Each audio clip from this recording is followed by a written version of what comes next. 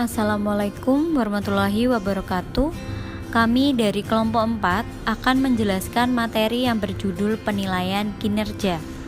Anggota kelompok 4 yang pertama Dewi Asriani dengan NIM belakang 151, yang kedua Reti Talia dengan NIM belakang 158, yang ketiga Rinda Nafrela dengan NIM belakang 168, dan yang terakhir Deigo Dewangkara dengan NIM belakang 194.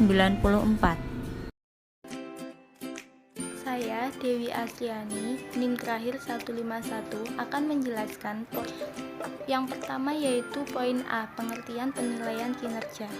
Penilaian kinerja atau performance appraisal adalah proses yang dipakai oleh organisasi untuk mengevaluasi pelaksanaan kerja individu karyawan. Dalam penilaian kinerja, dinilai kontribusi karyawan kepada organisasi selama periode waktu tertentu. Umpan balik kinerja atau performance feedback memungkinkan karyawan mengetahui seberapa mereka bekerja apabila dibandingkan dengan standar organisasi.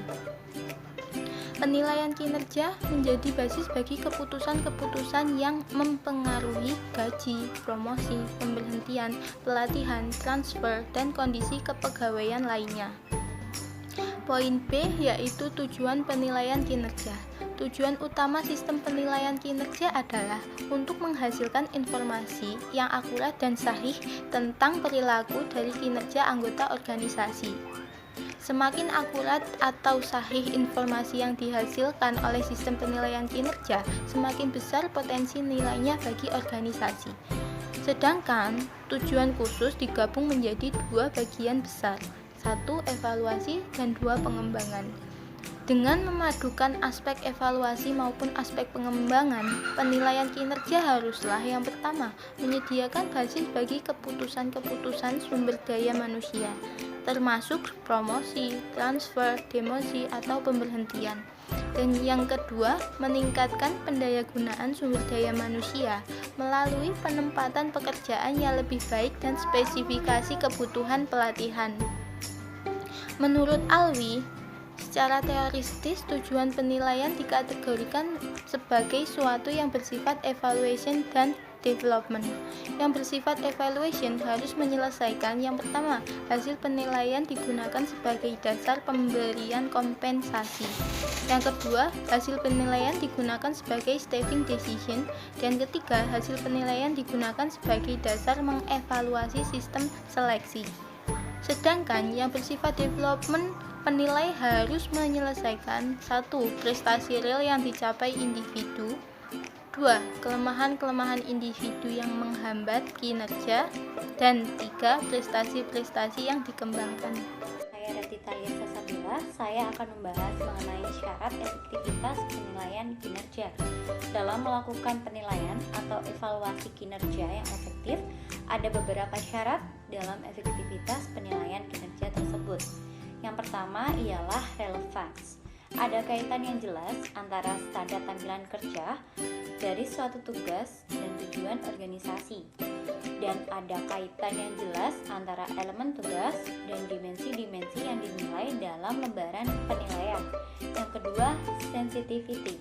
Sistem penilaian yang digunakan sensitivity tersebut dapat membedakan antara pegawai yang efektif dan pegawai yang tidak efektif. Yang ketiga, reliability. Hasil penilaian yang diperoleh menunjukkan konsistensi yang tinggi.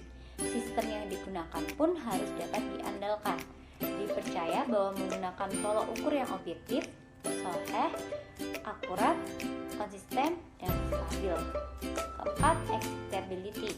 Jenis dan tingkat perilaku kerja yang dinilai dapat diterima oleh kedua belah pihak, yakni atasan maupun bawahan.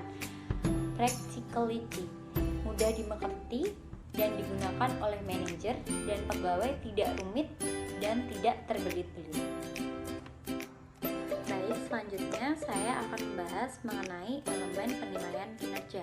Elemen-elemen utama dalam sistem penilaian kinerja menurut Witter dan Davis tahun 1996 adalah yang pertama, performance standard. Penilaian kinerja sangat membutuhkan standar yang jelas yang dijadikan tolok ukur atau patokan terhadap kinerja yang akan diukur.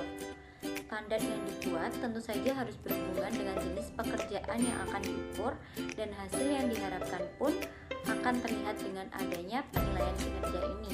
Selain kriteria manajemen kinerja atau kriteria for managerial performance, kriteria penilaian kinerja dapat dilihat melalui beberapa dimensi, yaitu kegunaan fungsional utility, keabsahan validity, empiris, empirical base, sensitivity, pengembangan systematic development, dan kelayakan hukum, legal appropriateness.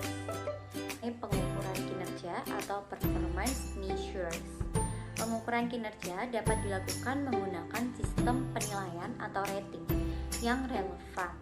Rating tersebut harus mudah digunakan sesuai dengan yang akan diukur dan mencerminkan hal-hal yang memang menentukan kinerja Witter dan Davis tahun 1996. Pengukuran kinerja yang juga berarti membandingkan antara standar yang telah ditetapkan dengan kinerja yang sebenarnya yang telah terjadi. Pengukuran kinerja dapat bersifat subjektif atau objektif. Objektif berarti pengukuran kinerja dapat juga diukur oleh pihak lain selain yang melakukan penilaian dan bersifat kuantitatif. Sedangkan pengukuran yang bersifat subjektif berarti pengukuran yang berdasarkan pendapat pribadi atau standar pribadi orang yang melakukan penilaian dan sulit untuk diverifikasi oleh orang lain.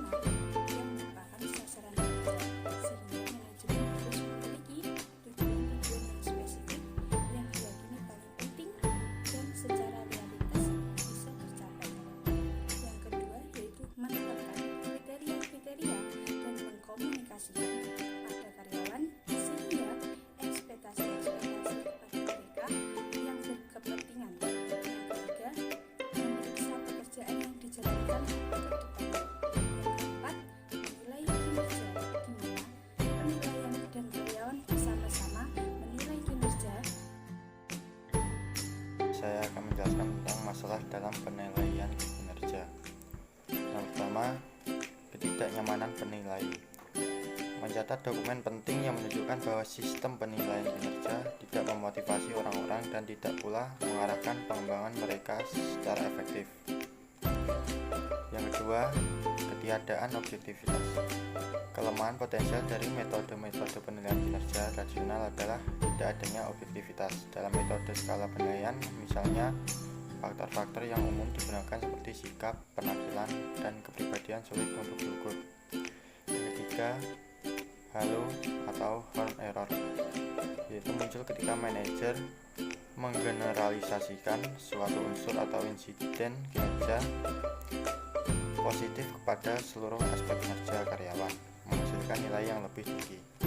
Yang keempat, sikap lunak atau sikap keras, memberikan nilai tinggi tanpa alasan yang bisa diterima, disebut sikap lunak. Perilaku ini seringkali dimotivasi oleh keinginan untuk menghindari kontroversi mengenai penilaian.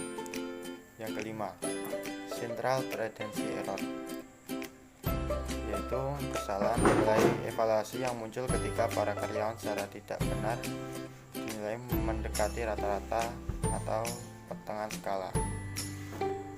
Yang keenam, bias perilaku terakhir.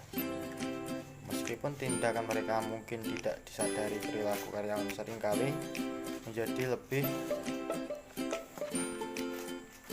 baik dan produktivitas cenderung meningkat beberapa hari atau minggu sebelum evaluasi terjadwal. Yang ketujuh, bias pribadi. Kekurangan ini muncul ketika para manajer membiarkan perbedaan-perbedaan individual seperti gender, ras, atau usia mempengaruhi penilaian yang mereka berikan. 8. Manipulasi evaluasi. Dalam beberapa kasus, para manajer mengendalikan hampir semua aspek proses penilaian dan demikian berada dalam posisi yang bisa memanipulasi sistem. Yang ke-9, kecemasan karyawan.